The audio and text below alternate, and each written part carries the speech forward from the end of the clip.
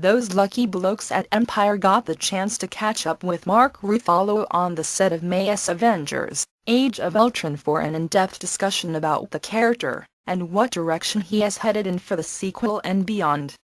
"I think he has definitely matured a little bit since the last one," said Ruffalo, who showed the first inklings of Banner mastering his alter ego in 2012's The Avengers. "He has become more acclimated to this thing and to being part of the team. I think he feels more a part of them all. But in this particular take on it, it's a much more character-driven version of The Avengers than the first one. It gets a little deeper into each character. SHIELD is not happening anymore, so there's not that much time spent with the SHIELD stuff. We've all salivated over that footage of Tony Stark as Hulkbuster in action, but you might be surprised to learn who designed the new suit. Bruce Banner himself. Hulk is the kind of wild card," Ruffalo admits. "He's the loose cannon of the group. He's more like an atom bomb. You could guess where he's going to go, but he could go either way. I think that there is, obviously, the day when everyone expects it to go wrong, and that day comes. And they're ready. And Bruce designed the contingency plan. As much as you feel Bruce has some mastery over it. Certainly, with I am always angry. And he can turn into it at will.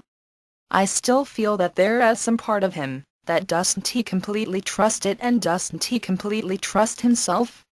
While the Jekyll and Hyde duality has always existed in the character, Ruffalo and writer-director Joss Whedon get to explore more of the nuances of that dynamic this time around.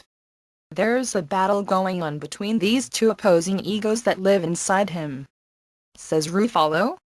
"He is definitely worried that the day is going to come when the Hulk gets the best of him, and maybe one T release him, maybe one T give him back. The Hulk knows this too. There's a moment in here where he, begrudgingly, decides to go back to Banner.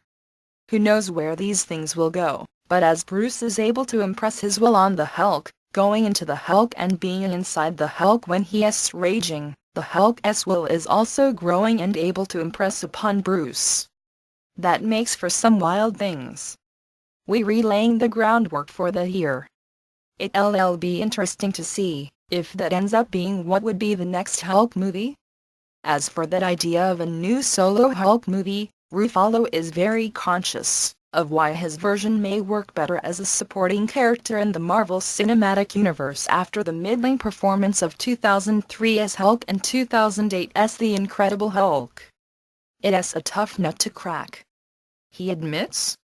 Traditionally you're re-watching a guy who doesn't he want to do the very thing that you want him to do.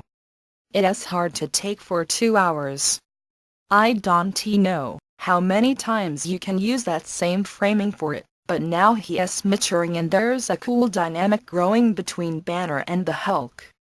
And the CGI is so much better. The stuff we can do now, you can do a real performance. I've been working with Andy Serkis at his Imaginarium studio, and he has it set up where you go in there, and you just start working on a character. It is so exciting to me, because I can do whatever I can imagine, with a team of people of course.